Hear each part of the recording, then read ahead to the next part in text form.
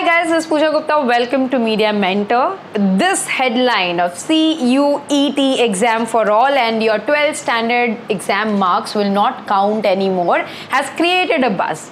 I know most of the students are like, भाई फिर exam क्यों लिया 12वीं का? You made a ruckus on offline exam and now this. So yes, finally UGC ने ये final announcement किया है that all of you guys who want to study in Central University will have to give a common entrance exam. उसके basis पे ही आपके admissions होंगे. So guys, in this video I'll explain you what exactly is this news, whether Mumbai University के admissions में कुछ changes आएंगे और you guys will have to worry about like आपको भी entrance exam देना पड़ेगा कि नहीं. So I'll explain you everything in detail. Make sure that you watch the video till the end to understand everything. Please do not miss any point because I'll tell you how the exams will happen, syllabus क्या होगा, कब exam dates होंगी और which all university more or less are included in this.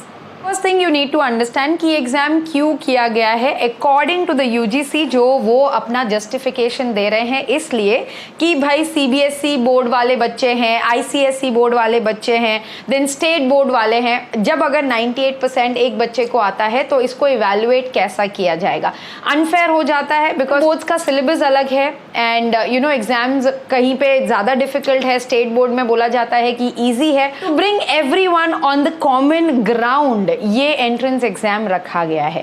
दूसरी चीज, you have seen last 5 years से जो Delhi university के कट ऑफ है 99 point something, 98 point something. Fear of that high cut off को नीचे लाने के लिए this is what UGC is saying that वो बर्डन कम करने के लिए हमने एंट्रेंस एग्जाम रखा है कि यूनिफॉर्म होगा सभी स्टूडेंट के लिए. The sad part will be 12th का जो एग्जाम है वो इनवैलिड हो गया. So why would you stress out to study for your 12th standard boards? क्या था कि 12th में आपको अच्छे मार्क्स स्कोर करने हैं बट अभी वो इनवैलिड कर दिया गया है. So now this gonna be really challenging for the students कि ये कैसे टर्न आउट होगा बिकॉज फर्स्ट टाइम ये एग्जाम हो रहा है. किस तरीके के क्वेश्चंस होंगे, क्या प्रोसीजर होगा, बहुत ज्यादा कंफ्यूजिंग होने वाला है guys. But I am here to help you out and to explain and simplify things for you. So you can stay tune to my channel. Please do subscribe. I will keep you posted with each and every information that you need.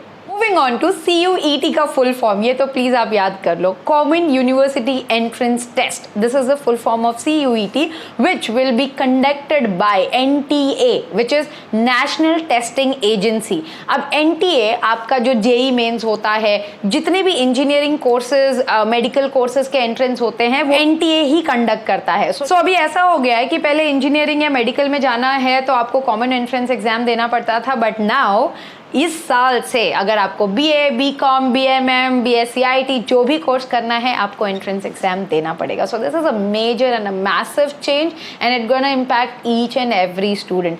फिलहाल ये कहाँ पे applicable है? I know you are anxious to know कि आपकी university में applicable होगा कि नहीं. So let me tell you there are 45 central universities like JNU, BHU, ये सारी यूनिवर्सिटीज में ये एप्लीकेबल होगा, जितनी भी सेंट्रल यूनिवर्सिटी है. सो जैसे कि मैंने आपको प्रॉमिस किया था, मुंबई यूनिवर्सिटी पे ये लागू नहीं होगा. So all the students who are taking admission in Mumbai university so far जो पहले प्रोसीजर था उसी से होगा. उसके लिए कोई कॉमन एंट्रेंस एग्जाम नहीं है because this announcement is only for the central universities and Mumbai University is a public state university.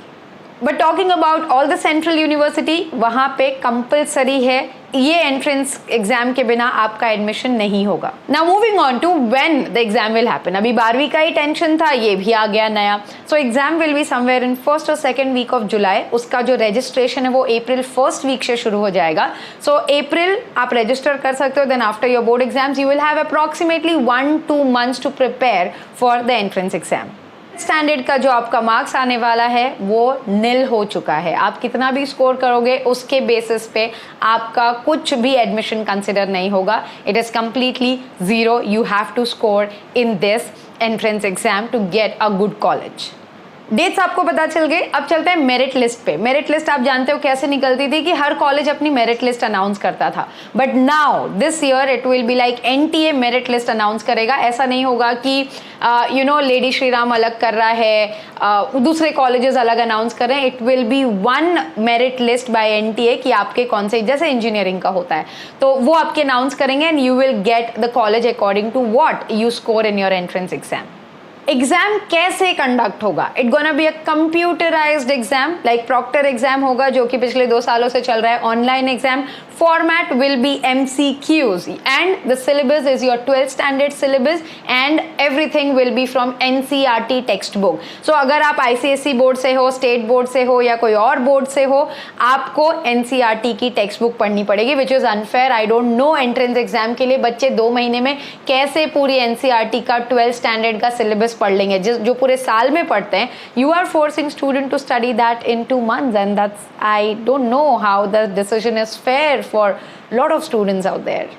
आपका जो एग्जाम है वो 2 शिफ्ट में कंडक्ट होगा, like they have divided into language as well as your domain subject. So 2 shift में इसलिए कि 13 languages में ये पेपर होंगे, जिस भी जैसे कि अलग अलग स्टेट्स हैं and your language majors are different. So yes, आपका 13 लैंग्वेजेस में आप एग्जाम दे सकते हो. And then comes a domain subject कि आपने पॉलिटिकल साइंस लिया है या मैथमेटिक्स लिया है या सब जो भी आपका डोमेन सब्जेक्ट होगा उसके हिसाब से आपका एग्जाम कंडक्ट होगा. सो एप्लीकेशन फॉर्म जैसे ही आ जाता है, I will explain that as well कि आप कैसे सिलेक्ट कर सकते हो. बिकॉज फिर ऐसे नहीं होगा ना कि सारा NCERT का टेक्स्ट बुक पढ़ना है. जैसे अगर 2 महीने दिए तो शायद आपका डोमेन सब्जेक्ट और लैंग्वेज उतना ही पढ़ना पड़ेगा.